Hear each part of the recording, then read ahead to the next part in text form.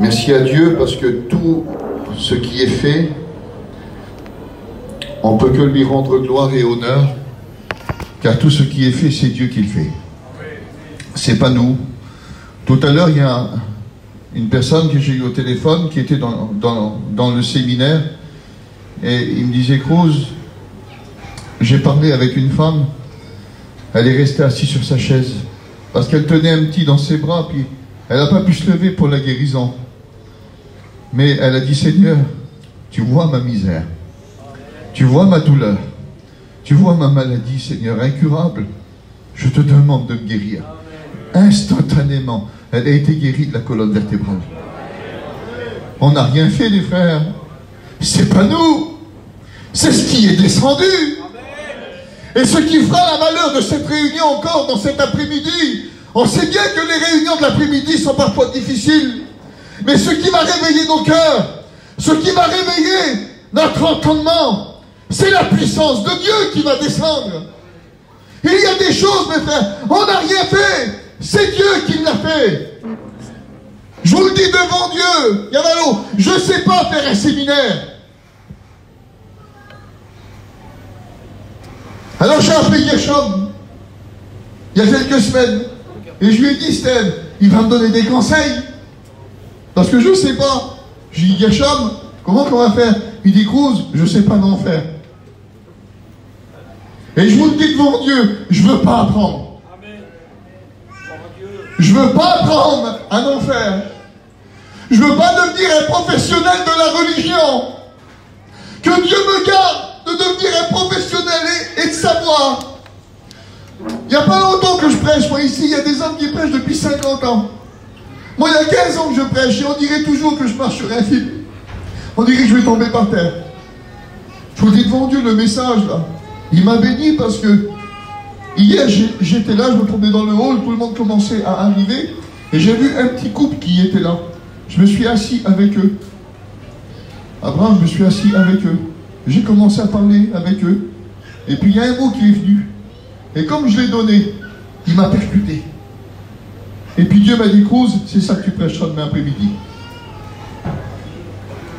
Alors j'ai commencé à faire le message. Et à chaque fois que le mot, je l'écrivais là, je m'arrêtais et je pleurais. Parce qu'il me faisait du bien, il me faisait du bien. Et puis je parlais avec ma femme, je disais: Sandy, le mot là, demain en prêchant, j'arriverai pas à le dire. Alors je marchais avec elle là-bas. Et le mot, je l'ai dit, et puis je dis: les gens vont me prendre pour un fou. Je marchais dans la rue, et puis je pleurais, je dis: Seigneur, le mot là, il m'a brisé. Et puis je dis: Seigneur, mais peut-être qu'il ne les touchera pas. Peut-être qu'il me touche juste à moi, qui rentre le mot là. Et puis je suis allé à l'accueil pour sortir des feuilles. J'ai dit: Madame, vous pouvez me sortir un petit document que j'ai écrit? Elle m'a dit oui. Et quand elle l'a sorti, elle l'a vu sur l'ordinateur et le mot il était écrit en blanc, Gershom. Je l'ai vu devenir tout blanche. Elle a lu le mot et j'ai vu des larmes monter dans ses yeux. J'ai dit: Seigneur, ça la touche aussi. Alors je me suis dit: si ça m'a touché, si ça l'a touché, mes frères, ça ne peut que vous toucher dans cet après-midi. Alors voulez-vous qu'on compte sur Dieu? On compte sur Dieu dans cet après-midi. On remet tout dans ses mains. On le laisse agir, on le laisse faire, les frères. On peut voir des choses extraordinaires dans ce séminaire. Pas parce que l'homme met sa main, mais parce que Dieu va faire descendre son esprit. Alors avant de prier, j'aimerais juste vous lire un verset de la Bible.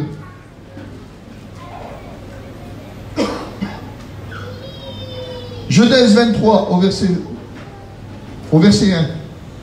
La vie de Sarah fut de 127 ans. Telles sont les années de la vie de Sarah. Sarah mourut à Kirja Arba, qui est Hébron dans le pays de Canaan. Et Abraham vint pour mener son deuil sur Sarah et pour la pleurer. Abraham est dans le deuil. Il est en train de pleurer. Mais Abraham se leva. Abraham se leva de devant son mort. Un chrétien, il ne reste pas devant les morts. Un chrétien, il sait être en deuil. Un chrétien, il sait pleurer. mais un chrétien se relèvera toujours. Je suis, et écoutez ce qu'il va dire. Il va aller vers les gens, aux fils de Haï. Je suis étranger et habitant parmi vous. Donnez-moi la possession d'un sépulcre chez vous pour enterrer mon mort et l'ôter de devant moi. Dieu veut ôter ton mort de devant toi. Dieu veut l'ôter. Ça, c'est la puissance de Dieu. Et écoutez ce qu'il va se passer. Les fils de Haï répondirent à Abraham en lui disant, écoute-nous, mon Seigneur, tu es un prince de Dieu au milieu de nous. Tu es dans le deuil, tu es couvert de larmes, tu as de la souffrance, on voit que tu es en train de souffrir. Mais Abraham, tu sais ce que tu es pour nous? Quand tu marches, quand tu es dans la ville, quand tu es au milieu de nous, tu n'es pas comme nous. Tu es un prince de Dieu. Quand tu marches, quand tu viens vers nous, quand tu viens nous encourager, tu es un prince. Abraham, tu es un prince. Mais tu ne viens pas de Canaan. Tu ne viens pas de Babylone. Tu ne viens pas de l'Égypte. Tu es un prince qui vient de Dieu. Et je vais te le dire dans cet après-midi. Tu es un prince. Tu es un prince. Tu es un prince. Tu es une princesse. Tu es un prince. Tu es une princesse. Tu es important aux yeux de Dieu. Alors on va prier maintenant. On se lève ensemble, on prie. Alléluia. Et j'aimerais que Abraham et Steve me présentent devant le Seigneur. Amen. Nous te bénissons et nous te rendons gloire et grâce. Parce que le prince de la paix est parmi nous. Le prince béni descendu du ciel. Dans ses mains, oui, il y a le miracle. Seigneur, tout est en toi. Bénis ton messager. Bénis ton roi. Les mots que tu lui as donnés. Sois puissant dans sa bouche. Pour que nos cœurs et tous ceux qui ont besoin en reçoivent le mot de la grâce. Et à Dieu la gloire. Au nom de Jésus. Amen. Amen. Amen. Alléluia. Nous attendons à toi, Seigneur. Nous nous attendons à toi, Seigneur. Parce que nous savons qu'avec toi, tout est possible. Alors tu es dans ce lieu. Et à cause que tu es dans ce lieu, et que ta parole va être prêchée maintenant, alors tu vas agir puissamment. Seigneur, nous nous attendons à tout, parce que tout est possible à celui qui croit. Et tout est possible à Dieu. À ton nom l'honneur, à ton nom la gloire, Seigneur. Amen. Amen. Gloire à Dieu. On va parler de versets de la Bible. Les frères, j'ai marqué des versets, mais il n'y a pratiquement pas de notes. Parce qu'on va demander à Dieu d'écrire des notes. Mais le principal, on l'a écouté dans la première réunion, on a des versets de la Bible. On a des versets des Écritures. Et puis il y a un homme dans les Écritures, quand on le regarde, on l'envie. Quand on voit son ministère, c'est un ministère enviable. Mais quand on creuse bien sa vie, on ne sait pas si on aurait voulu sa vie. On aime ses victoires, on aime ses faits d'armes, il a fait des choses extraordinaires, c'est l'apôtre Paul. Mais quand on regarde bien son ministère et la manière dont il en parle, c'est un ministère que peu d'hommes voudraient avoir. Peu de foyers aimeraient avoir cette vie. Et pourtant, mes frères, c'est la vie de l'Évangile. C'est la vie des Écritures. C'est la vie de ceux qui veulent marcher pour Dieu, avec Dieu et en Dieu. Et puis cet homme va commencer à parler à l'église de Corinthe en leur disant, ça c'est des pasteurs, c'est des ministres. Et Paul a commencé à dire, sont-ils ministres de Jésus-Christ? De Corinthiens 11, 23. Je parle en homme qui extravague. Je le suis plus encore. Mes frères, je le suis plus encore, Paul est en train de dire. C'est des ministres, ils se disent ministres, ils disent qu'ils suivent Jésus, ils disent que c'est des pasteurs, ils disent que c'est des hommes qui prêchent l'évangile. Alors il veut dire, je parle en homme qui va extravaguer. Je le suis plus encore par les travaux. Paul est en train de me dire, Cruz, tu dis que tu as travaillé pour Dieu? Ben j'ai travaillé plus que toi. J'ai fait des voyages missionnaires. J'ai bâti des églises partout. Cruz, à Chypre là-bas, c'est moi. À Pagé, c'est moi. À Antioche de Pisidie, c'est moi. À Icône, c'est moi. À Iconium, c'est moi. À Lystre, c'est moi. À Derbe, c'est moi. À Néapolis, c'est moi qui a passé quand j'ai écouté le macédonien. C'est moi, Cruz, c'est pas toi. C'est moi qui est allé à Thessalonique, à Philippe, à Bérée, à Athènes, à Corinthe, à Sancheré. C'est moi, Cruz, c'est moi. Je le suis, moi. Je suis un ministre de par mes travaux. Mais je ne suis plus encore par mes coups. J'ai pas que travaillé. J'ai pris des coups. C'est rabaissant pour un homme de prendre des coups. Ben Paul il dit, moi j'en ai pris, Cruz. À Philippe, là-bas, quand j'ai prêché et que j'ai délivré cette femme-là d'un mauvais esprit, des gens sont venus vers moi puis ils m'ont mis des coups. Ils m'ont mis des coups de poing, ils m'ont mis par terre et puis ils m'ont tapé, Cruz. Je suis un pasteur de par mes coups. J'ai pris des coups. Mes frères, on va prendre des coups. Et Paul le dit, moi je ne suis plus encore, mais par mes coups, par mes emprisonnements. Je suis un pasteur de par mes emprisonnements. J'ai pas honte d'être allé en prison. J'ai pas honte. On m'a mis dans des cachots. On m'a gardé des années, des années, des années, des années, des années dans les cachots. À cause de l'évangile. Pas à cause que j'ai fait le mal, moi j'étais pas le brigand sur la croix, moi. Je suis un homme qui prêchait l'évangile. Mon seul cri de Tyrone, ça a été de prêcher l'évangile. Et on m'a mis en prison, mais je suis un pasteur parce que j'ai été mis en prison. Souvent en danger de mort. J'ai risqué ma vie pour l'évangile. Cruz, tu l'as risqué ta vie, toi?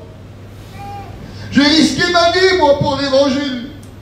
Et on connaît des hommes chez nous, dans notre mission, les frères. Ils ont risqué leur vie pour l'évangile. Il dit, je ne suis plus encore parce que j'ai risqué ma vie pour l'évangile.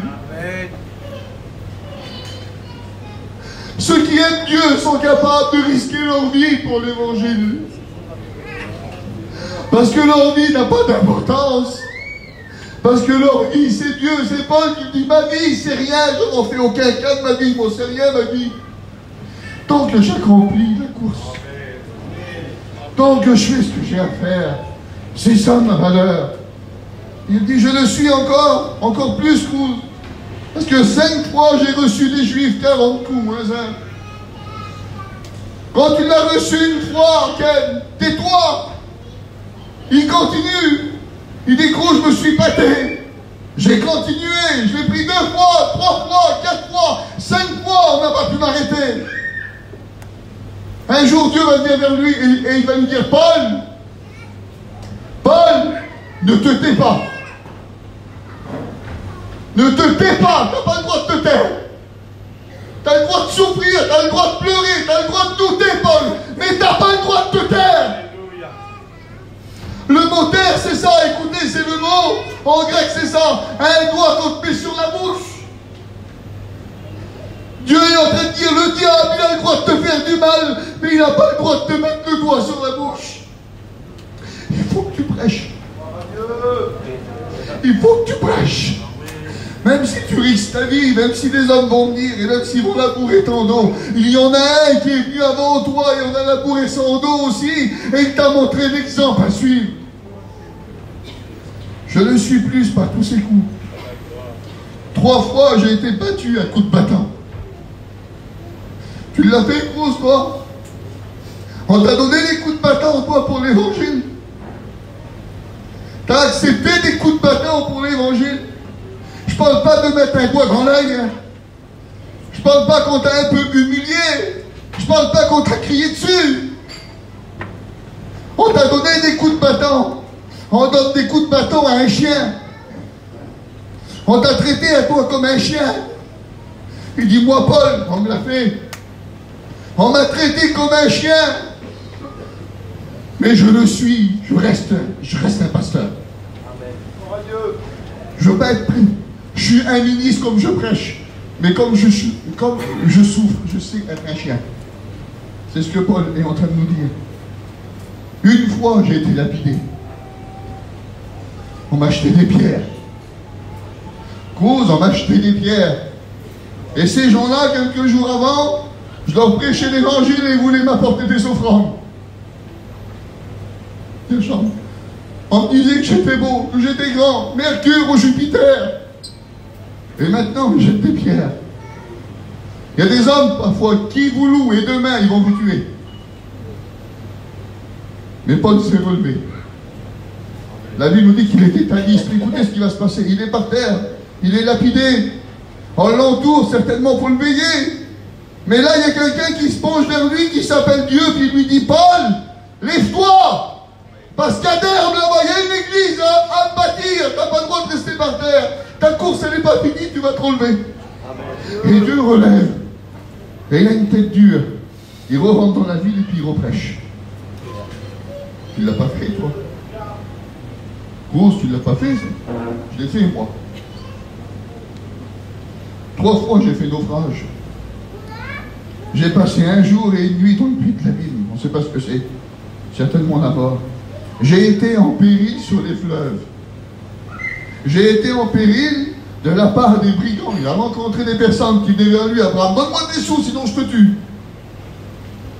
Mais j'ai resté un pasteur. J'ai resté un pasteur, on a voulu tout me prendre. On n'a pas voulu me prendre 10 euros, hein. On a voulu tout me prendre. Mais j'ai resté un pasteur. En péril de la part de ceux de ma nation. Ceux que j'aimais. En péril, ils ont voulu me tuer. En péril de la part des païens, ils ont voulu me tuer. En péril dans les villes. En péril dans les déserts. En péril sur la mer. En péril parmi les faux frères. Il y a eu des faux frères. En péril aussi. J'ai été dans le travail et dans la peine, exposé à de nombreuses veilles. Gershon t'a dit tout à l'heure, je n'ai pas dormi de la nuit.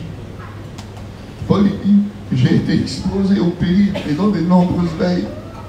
J'ai été exposé à la faim et à la soif. On mange le matin, on mange le midi, on mange le soir. On est bien, les frères, on est dans la bénédiction de Dieu, puis on arrive à passer à côté. Paul, il dit, j'ai été exposé à la faim. Il est en train de nous dire, Tyrone, j'ai eu faim. On ne m'a pas toujours invité aux tables, j'ai eu faim pour l'évangile. J'ai su avoir faim. J'ai su avoir soif. Et je vais rester un pasteur. J'ai resté un pasteur, je n'ai pas changé. Je suis resté l'homme que Dieu voulait. Obligé de jeûner, des jeûnes multipliés, au froid. On comprend maintenant pourquoi il dit ramène-moi le manteau. Parce que j'ai froid.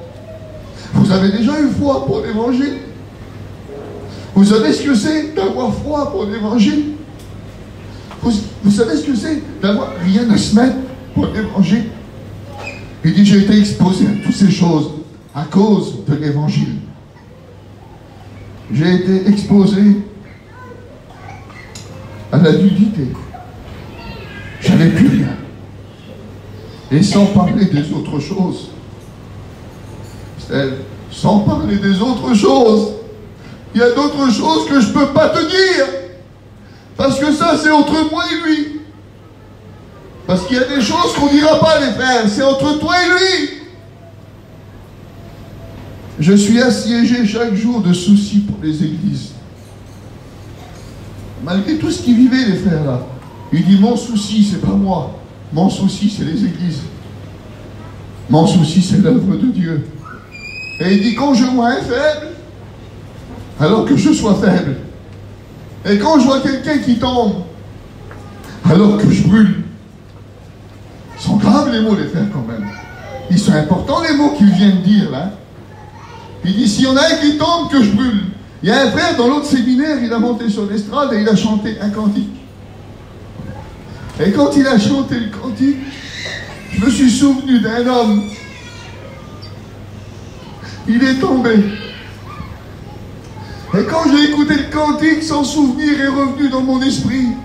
Je vous le dis devant Dieu, ça a été une souffrance en mon cœur.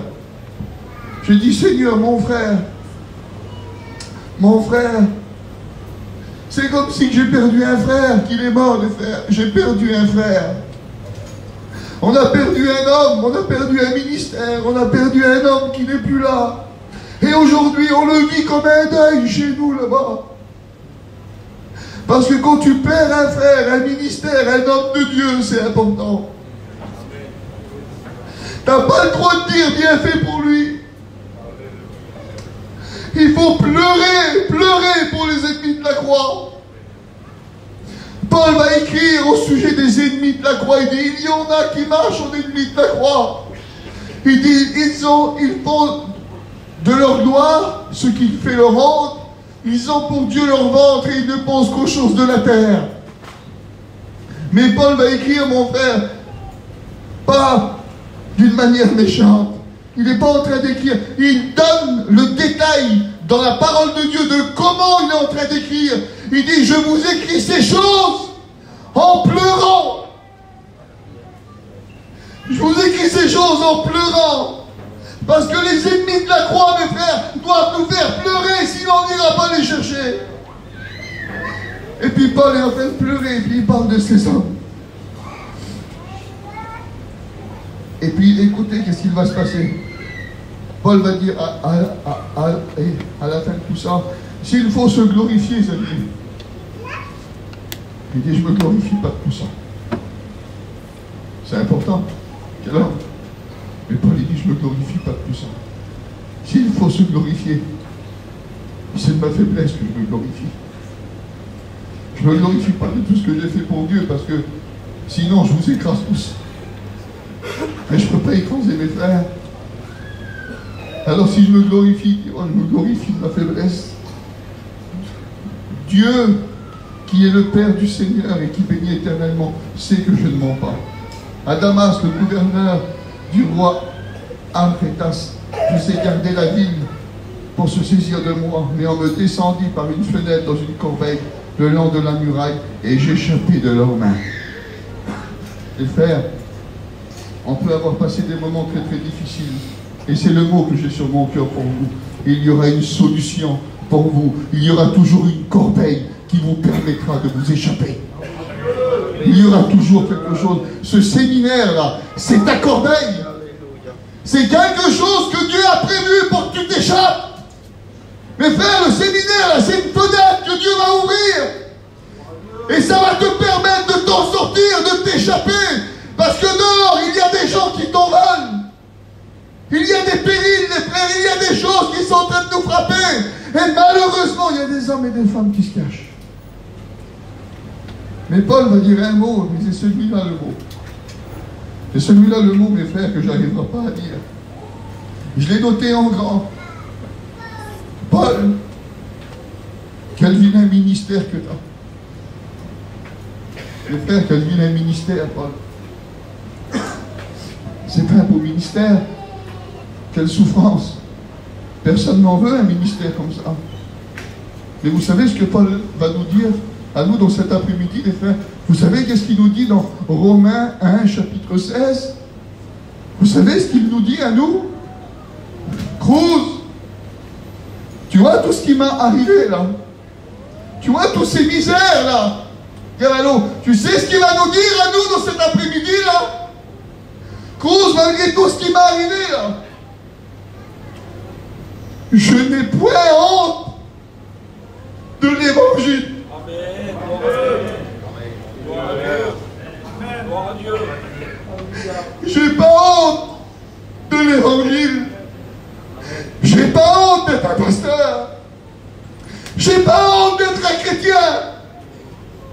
J'ai pas honte de mon Dieu. J'ai pas honte de mes épreuves. J'ai pas honte de mes deuils. J'ai pas honte de ma faiblesse. J'ai pas honte quand on m'a acheté des pierres à cause. J'ai pas eu honte quand on m'a mis des coups. Dans le monde, tu prends des coups, Nawal à l'œil. Tu restes dans le camping pendant 10 jours. Tu te mets une paire de lunettes pour aller chercher du pain. Parce que t'as honte, t'as pris des coups. Mais quand t'es chrétien, même que t'as pris des coups, tu marches comme un prince.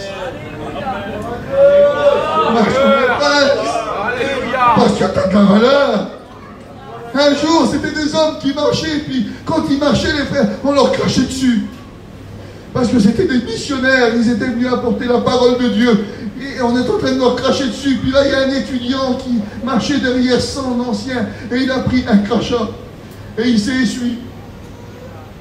Il n'a pas crié, il s'est essuyé.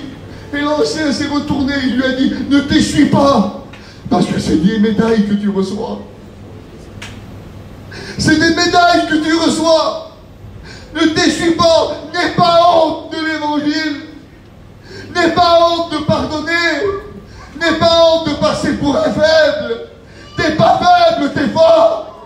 Parce que t'es un prince.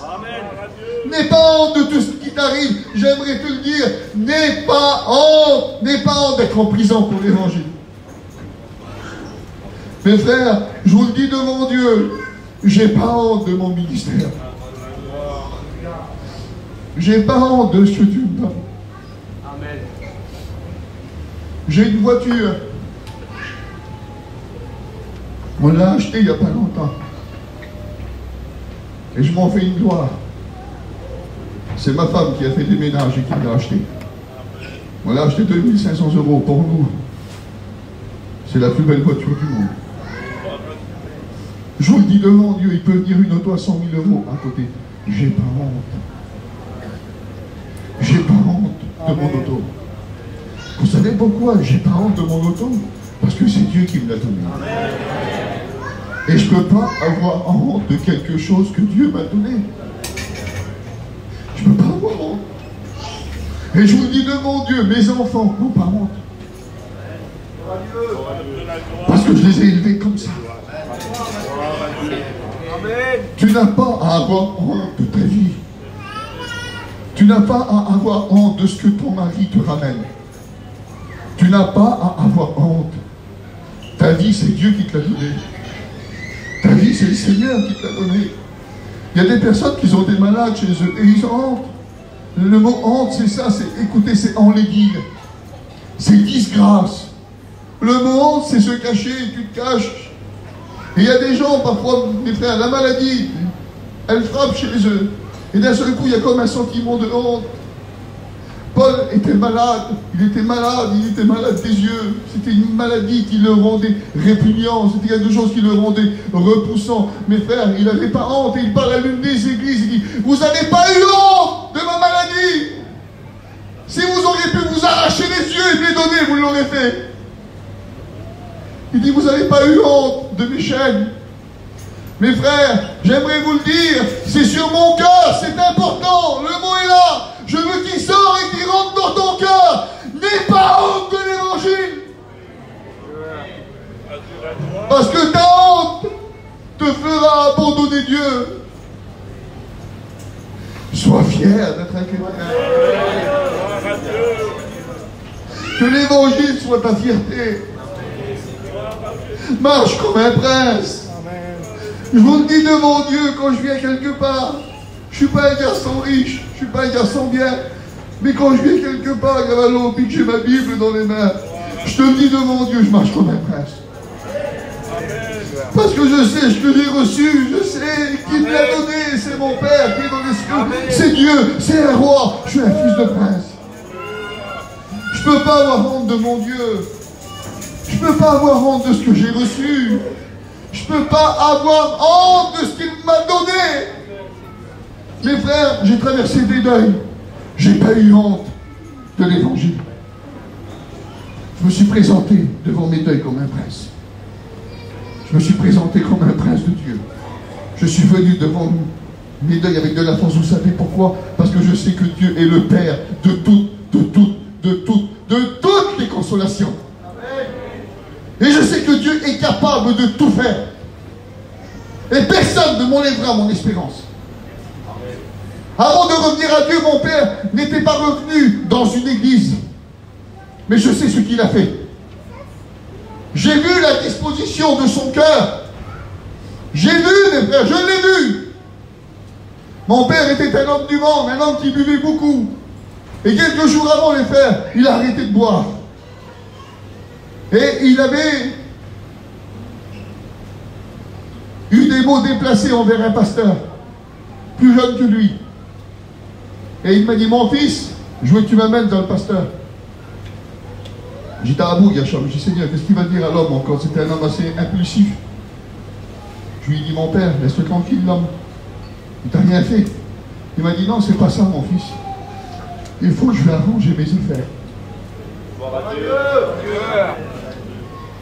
Il est allé vers cet homme-là qui était plus jeune que lui. Puis il a dit, mon frère, je te demande pardon.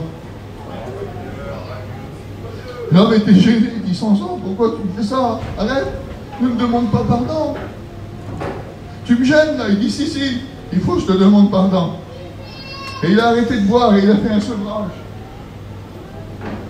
Et le sevrage, il ne l'a pas supporté et puis il est mort d'un arrêt cardiaque. Il n'a pas repris sa scène. Il n'a pas revenu dans une église, il n'a pas rechanté des cantiques. Mais il a arrangé ses affaires. Et aujourd'hui, il ne faut pas que tu aies honte d'arranger tes affaires. Tu es venu dans ce séminaire, hein, c'est pour arranger tes affaires. Quel que soit ton besoin, mes frères. Un jour, j'étais un jeune étudiant.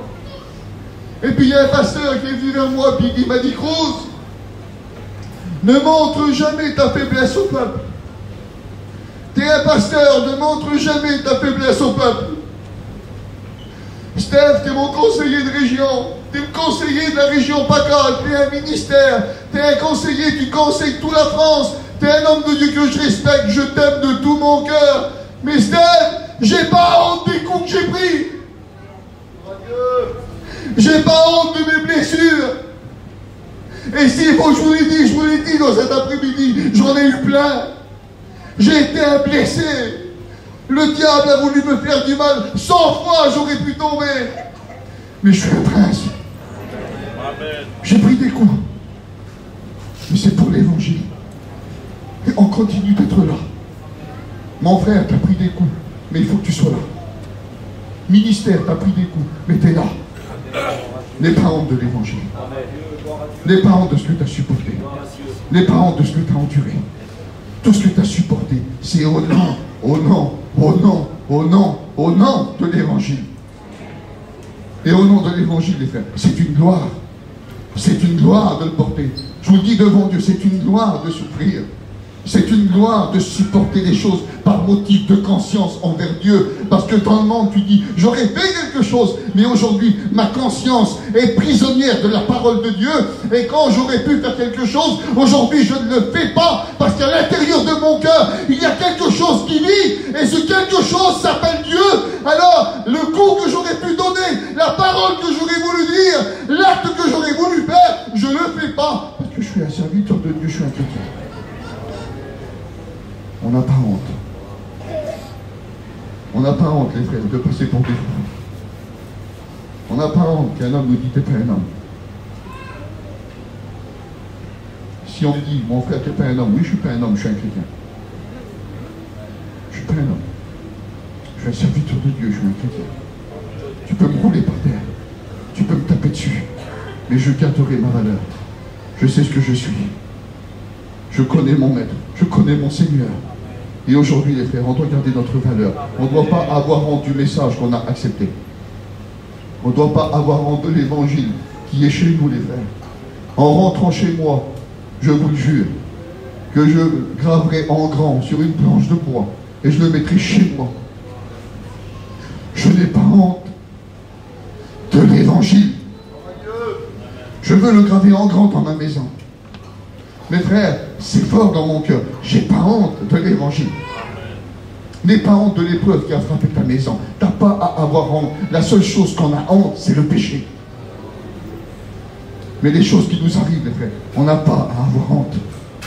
Même si ça a frappé nos maisons, même si ça frappe nos enfants, même si ça frappe autour de nous, même s'il y a des choses, les frères, qui déshonorent le nom de la famille, qui déshonorent des pères, qui déshonorent des mères, qui déshonorent des enfants.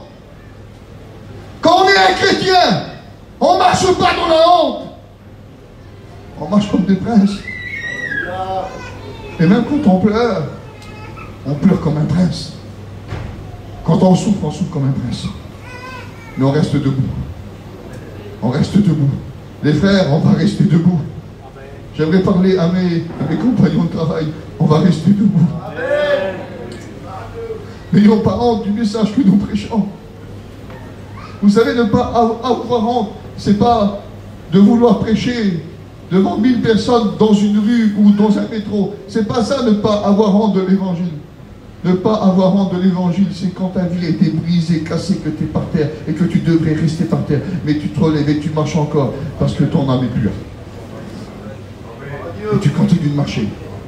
Tu continues de marcher, tu dis non Seigneur, il ne m'aura pas. Parce que j'ai fait la confession de te servir. J'ai accepté ton appel. Je t'ai suivi. Je t'ai dit oui. Et si je t'ai dit oui, aujourd'hui, je ne peux pas te dire non.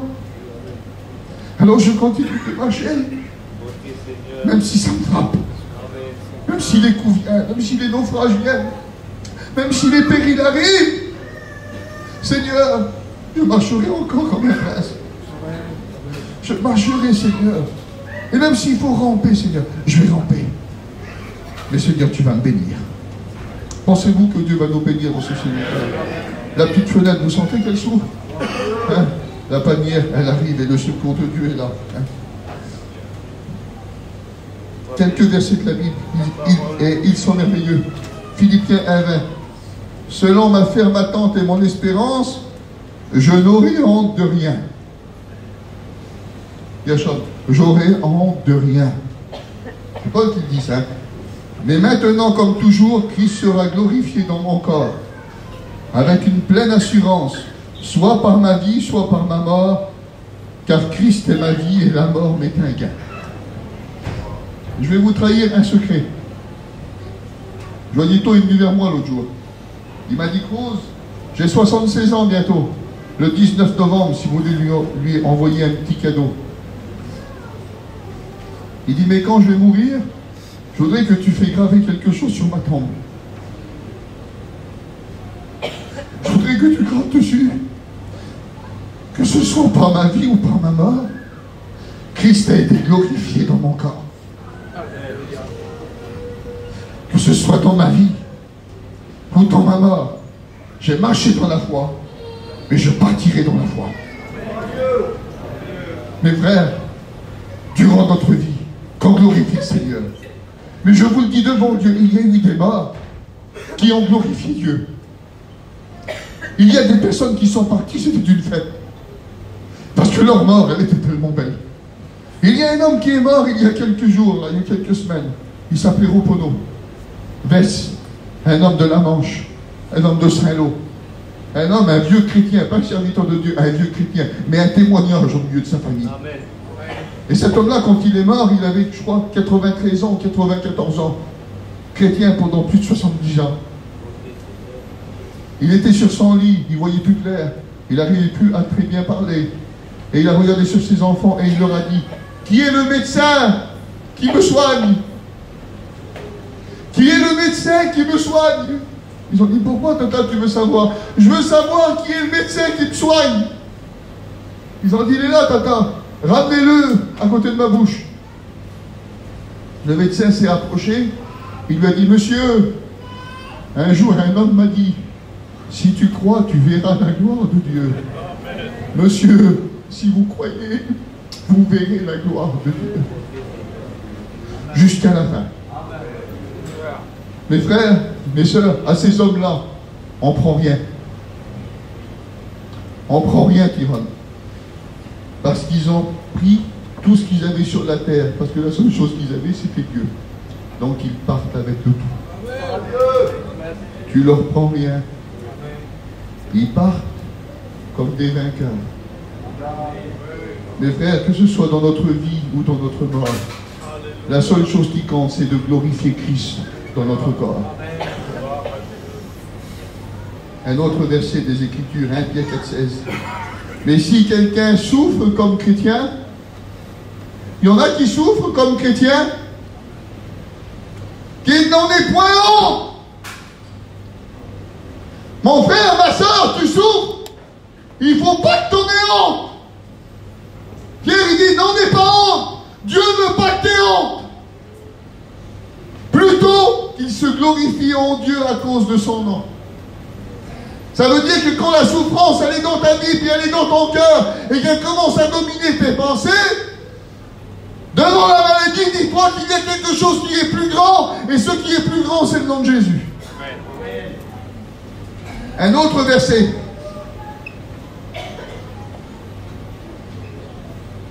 Luc 9 au verset 26.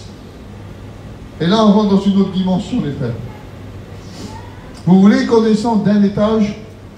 On a beaucoup parlé des ministères. Je pense que ça a parlé à des ministères dans cet après-midi. Mais là, on va descendre d'un étage. On va aller un peu plus loin. On va descendre. Parce que la honte, elle est partout.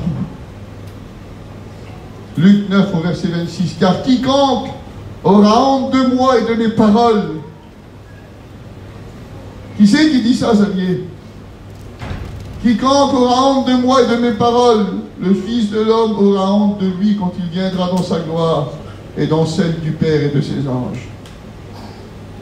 C'est Jésus, Xavier. C'est son enseignement. Quiconque aura honte de moi et de mes paroles, j'aurai honte de lui devant mon Père. Et là, on ne parle plus de la honte, les frères, dans l'épreuve. Mais on parle de la honte du mélange. De la honte du péché, de la honte des 5 folles qui n'avaient pas d'huile dans leur lampe. Quand on prend le mot folle, la Bible nous dit, ne dis jamais à ton frère insensé, parce que tu mérites le feu de la géhenne. C'est grave ce que le Seigneur est en train de dire, parce que le mot insensé à ce moment-là, c'est le mot moros, qui veut dire impie et sans Dieu. Dieu est en train de me dire, Cruz, tu n'as pas le droit de dire à quelqu'un, t'es sans Dieu, toi. T'es un impie, toi. J'ai pas le droit, les frères, Jésus veut pas. Mais là, quand Dieu dit que c'était des folles, c'est ce mot-là, les frères, c'est moros. Ça veut dire qu'ils voulaient suivre l'agneau, mais ils étaient sans Dieu. Ils voulaient avoir l'apparence de l'épouse, mais ils étaient sans Dieu. Ils voulaient venir dans les églises, Abraham, mais ils étaient sans Dieu. C'est pour ça qu'ils n'ont pas accès aux noces. Pas parce qu'ils sont faibles, pas parce qu'ils sont stupides, pas parce qu'ils manquent de discernement. Parfois, moi, je disais, mais Seigneur, un peu de folie, où on n'en voit pas. Nous, on ne voit pas de la folie parfois qui rentre dans certains chrétiens. Mais là, c'est moros. Il est en train de me dire, Cruz, ils ne sont pas un peu faibles. Ils sont morts. Ils n'ont pas de vie. Vous voulez la solution? Parce qu'il y a toujours une solution dans la Bible. Les frères, je ne suis pas pour un évangile sans solution. On est pour la solution. Esdras 9. Après cela fut terminé. Les chefs s'approchèrent de moi en disant, le peuple d'Israël et les sacrificateurs ne sont point séparés des peuples de ces pays, et ils imitent leur abomination. Frère, tu m'en parlais tout de suite.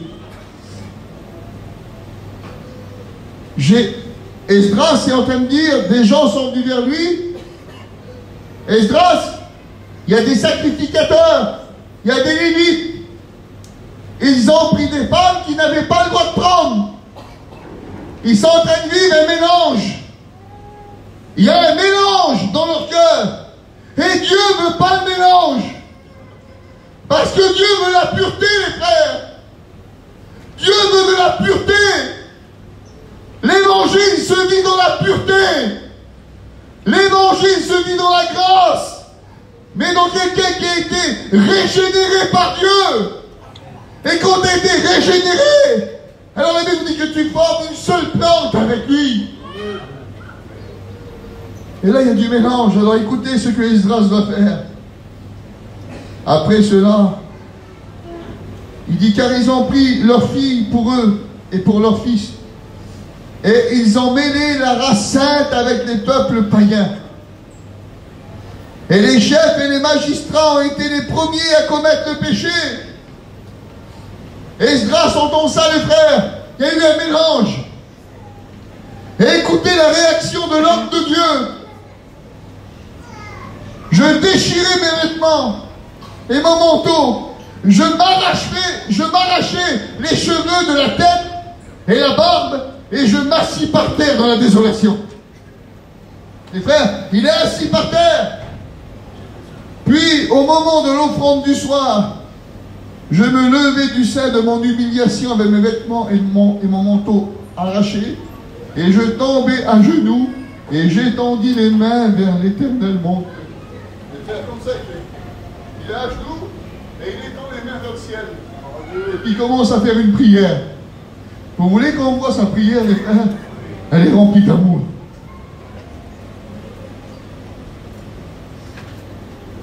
Mon Dieu, je suis dans la confusion et j'ai honte.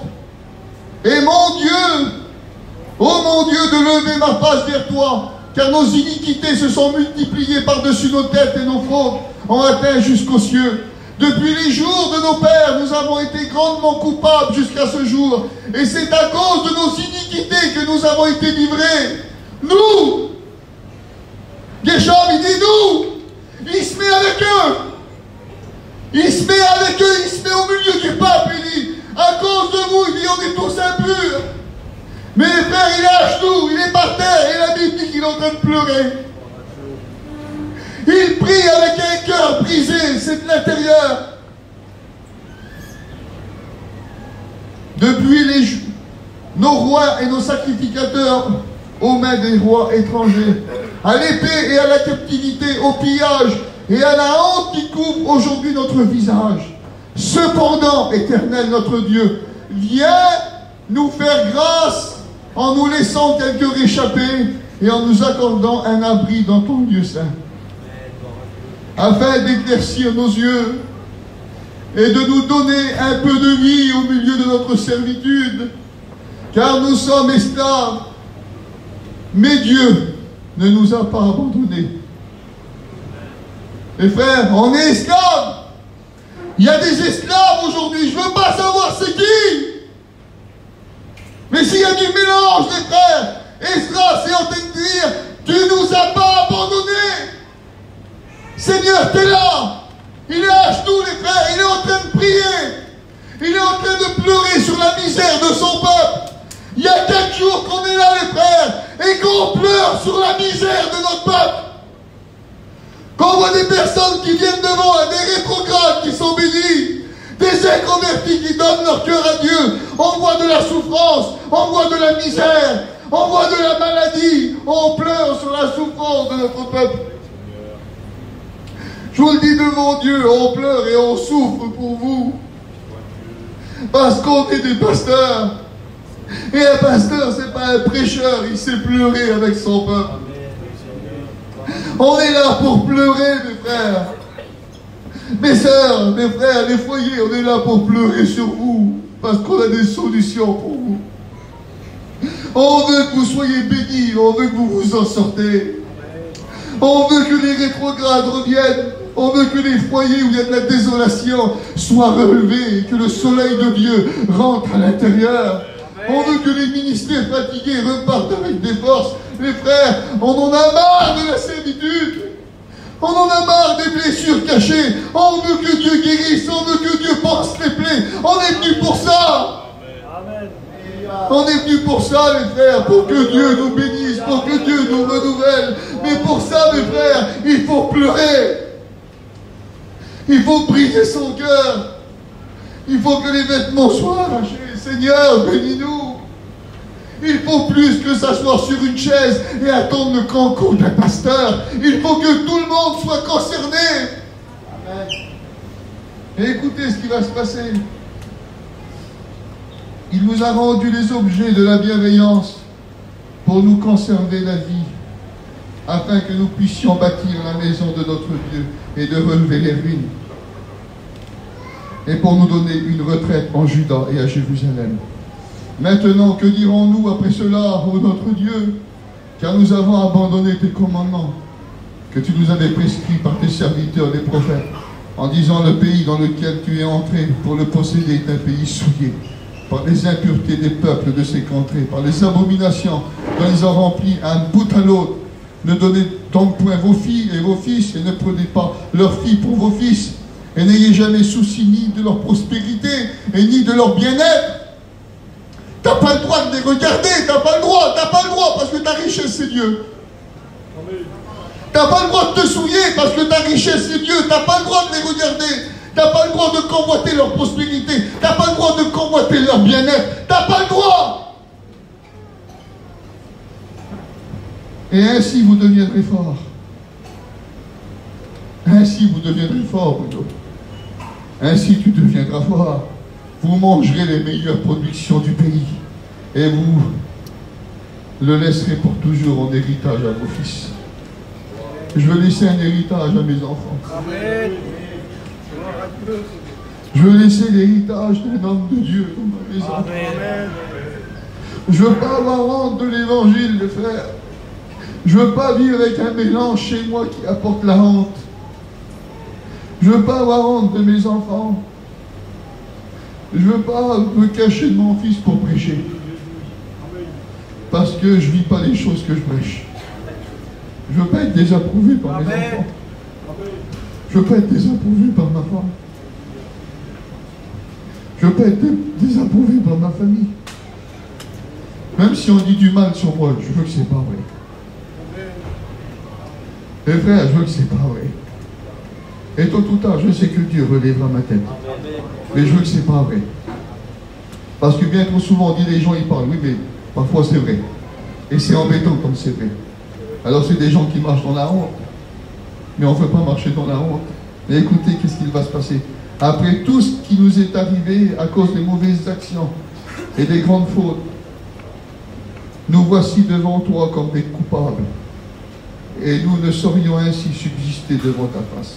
Pendant qu'Esdras pleurait, prosterné dans la maison de Dieu, et qu'il faisait cette prière et cette convocation, écoutez ce qui va se passer. Le peuple est venu.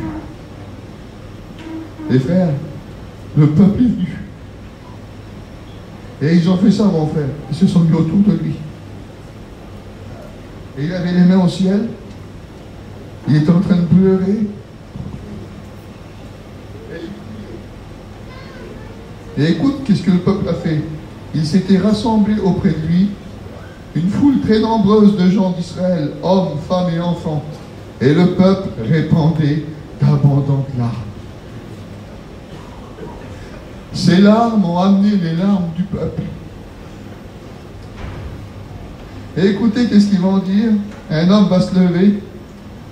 Nous avons péché contre notre Dieu en nous alliant à des femmes étrangères qui appartiennent au peuple du pays. Mais Israël ne restera pas sans cela et sans espérance. Faisons maintenant une alliance avec notre Dieu pour le renvoi de toutes ces femmes, de cet interdit, de ce mélange, selon l'avis de mon Seigneur et de ceux qui tremblent devant les commandements de Dieu. Mes frères, ceux qui ont pris des décisions, mais ça, c'est ceux qui tremblaient devant la parole de Dieu. Pas ceux qui sortiront puis qui diront c'était bien, c'était une bonne réunion, tu l'as enregistré, tu vas l'envoyer. C'est parce que la Bible te dit il ne faut pas l'enregistrer. Il faut qu'elle rentre dans ton cœur, qu'elle produise quelque chose. Et toi, tu leur diras. Toi, tu leur diras ce que Dieu a fait. Ils sont en train de dire Seigneur, on est là devant ta parole, on est en train de pleurer et notre cœur tremble. Alors on veut prendre une décision. On veut changer. On a le droit de changer, frère. On a le droit de redevenir crédible. Dans le monde, quand tu perds ton honneur, tu ne la retrouves plus. Je le dis souvent, l'honneur c'est comme les allumettes dans le monde. Ça sert qu'une fois. Une fois que tu t'en es servi, ça y est, c'est terminé. Mais Dieu est capable de prendre l'incrédible et de le rendre crédible, de lui redonner son honneur, de lui redonner sa fierté, de lui redonner sa valeur. Parce que c'est ça, Dieu, les frères. Il redonne de la valeur. La Bible nous dit qu'il prend le pauvre et l'indigent qui est assis dans le fumier, et il le prend, il le relève et il le fait asseoir avec les grands. Il lui donne de la valeur. Les frères, Dieu est capable de nous redonner de la valeur parce que c'est à nos décisions, à nos résolutions que répondra le succès.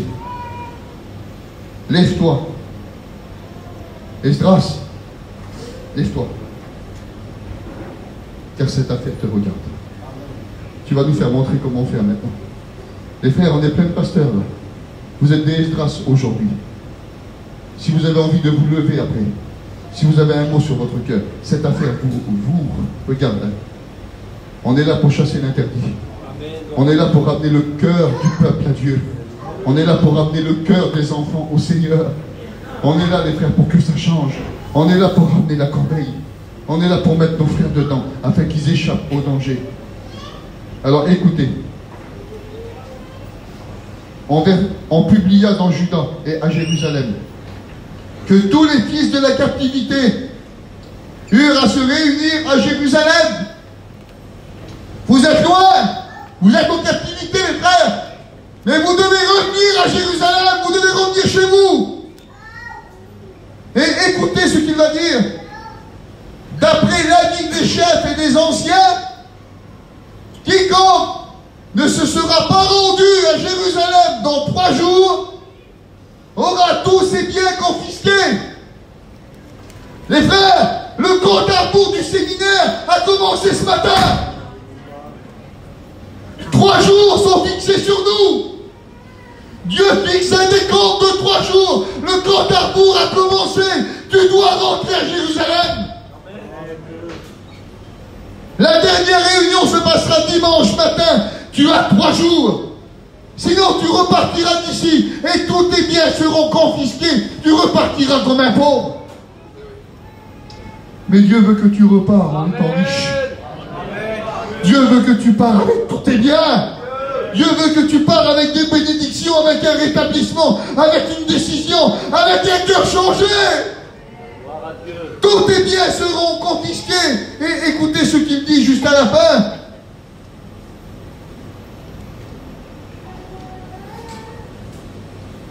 Et tu seras toi-même exclu de l'assemblée des fils. Il y a un remède pour toi. Aujourd'hui, les frères, il y a 3 catégories d'hommes parmi nous. Des ministères qui ont besoin d'être encouragés. C'est fort dans mon cœur, mais je te le dis quand même, des ministères qui ont besoin d'être encouragés. Amen. Et pour toi, ministère, c'est ça, cette parole. N'aie pas honte de l'évangile. N'aie pas honte de l'évangile. N'aie pas honte de ton ministère. Tout ce qui t'est arrivé, tout le mal qui a frappé ta maison. N'aie pas honte de l'évangile. Marche comme un prince. Marche comme un homme de Dieu. Marche comme la valeur qui est rentrée un jour dans ton cœur et que tu as servi jusqu'à maintenant. N'abandonne pas. Garde ce que tu as reçu. Après, on parle de ces hommes avec un mélange. Des personnes qui vivent avec un mélange dans leur cœur et qui les frappe et qui les blesse et qui leur fait du mal. Mais Dieu aujourd'hui te dit, aujourd'hui à toi, il faut t'en séparer. Mes frères, il faut séparer le mélange. Il faut séparer le mélange. Il faut trembler devant la parole de Dieu. Parce que pour séparer le mélange, c'est ce qu'ils ont fait, les frères. Ils ont tremblé devant la parole de Dieu. Et ils ont accepté de le faire. Il y a un compte à rebours qui est sur ta vie. Il va y avoir des réunions 3 fois par jour. Une le matin, une l'après-midi, une le soir. Il y aura des mots de Dieu pour toi. Saisis la main de Dieu. Saisis le secours de Dieu. Saisis la parole de Dieu. Dès cet après-midi, tu as le droit, dès cet après-midi, de retourner déjà à Jérusalem en disant, Seigneur, je saisis. Maintenant, je saisis, Seigneur. Je ne veux pas retourner chez moi en étant pauvre. Je veux rentrer chez moi avec des richesses de Dieu. Seigneur, la bannière, je voudrais monter dedans. Je voudrais ton secours, Seigneur. Je ne voudrais pas rentrer chez moi sans toi. Et puis il y a peut-être des rétrogrades. Certainement, il y en a plein. Des inconvertis. Adam s'est caché parce qu'il a eu honte de Dieu, parce qu'il a eu honte de son péché. Il y a des hommes qui se cachent parce qu'ils ont honte de ce qu'ils sont devenus. Mais Dieu est capable d'enlever la honte. Dieu est capable d'enlever la honte, mon frère. Dieu est capable d'enlever la honte, je vous le dis devant Dieu. J'ai vu Dieu enlever la honte. J'ai vu des hommes qui avaient honte parce qu'ils se cachaient dans les camions. J'ai vu mon petit frère. Il se cachait dans les camions. On ne le savait pas, mais il se droguait. Il prenait de l'héroïne. Il ouvrait la porte de son camion à droite, mais il se cachait derrière, on ne le savait pas. Il se cachait de nous, il se cachait de ses petits, il se cachait de sa femme. Et puis il prenait de la drogue derrière un camion, puis c'était dans le noir, il se cachait parce qu'il avait honte de ce qu'il faisait. Parce que le péché, t'en as honte. Le péché, il va te cacher, il va te briser, il va te faire du mal. Et un jour, un mot de Dieu. Un mot de Dieu. Il n'arrivait pas à s'en sortir, il avait de la drogue jusque-là. Impossible, impossible, le prenait dans les bras des fois. Qu'est-ce qu'il y a, mon frère? Qu'est-ce que t'as? Le mot, il ne sortait pas, mais le mot, il sortait du ciel, il est venu de Dieu. Un mot, mes frères. Vous savez ce que Dieu lui a dit? Crois. C'était pas un grand message, c'était pas une belle prédication, mes frères. Crois. Le mot, il a fait ça, il est rentré dans son cœur et il a tout bouleversé. Et aujourd'hui, il marche comme un fils. Il marchait comme un drogué qui se cachait derrière les camions. Aujourd'hui, c'est un fils. Et aujourd'hui, il y a des promesses sur son foyer. Les frères, parce que c'est un fils. Dieu rend l'honneur. Dieu enlève la honte. Moi, je crois de tout mon cœur que Dieu est capable de faire des choses extraordinaires dans cette réunion. Mais il faut l'accepter. Il faut venir autour de la parole, les frères. La parole. Il faut venir autour. Et puis, il faut savoir pleurer. Il faut savoir reconnaître qui on est. Il ne faut pas avoir honte de nos coups, les frères. Il ne faut pas avoir honte de nos expériences. Il ne faut pas avoir honte.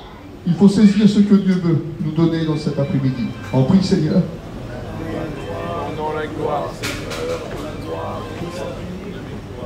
Priez le Seigneur.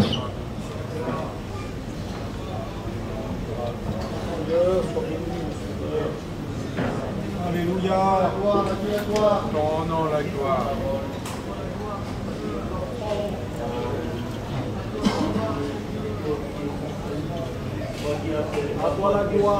Priez le Seigneur. Il y a un homme dans le séminaire d'avant, priez le Seigneur. Un ministère. Il a dit un mot, il s'est avancé devant. Il m'a parlé, il m'a dit, Grosse, le diable voulait me casser, il voulait me briser. Il voulait que j'arrête de prêcher, j'allais arrêter de prêcher. Puis un jour, j'étais devant ma maison. Et puis là, devant ma grande baie vitrée, il y a un corbeau qui s'est posé. Et le corbeau, il est venu, c'était un grand corbeau. Et il a commencé à foutre des coups de bec sur ma baie vitrée. Tellement qu'il a foutu des gros coups de bec, il s'est cassé le bec et il giclait de sang. Et là, le diable lui a parlé. Il lui a dit, je veux pas seulement ton ministère, je veux ton sang, je prends ta vie. Le lendemain, les frères, un autre corbeau. Il s'est posé encore, et encore des coups de bec. Il cassait son bec, et il allait mourir plus loin. Et plusieurs fois, comme ça, plusieurs fois. Il dit, Cruz, on était tétanisés par la peur. Et puis là, il y a eu un message. Et à la fin du message, le message, il disait ça. Il fera partir le corbeau, et il ramènera la colombe dans ta maison. Dieu est précis, les frères. Amen. Dieu est précis dans cet après-midi. Dieu rentre dans la précision des cœurs. Dieu rentre dans la précision de la souffrance. Et Dieu vient là pour bénir. Alors courbez les fronts, s'il vous plaît. Courbez les fronts, les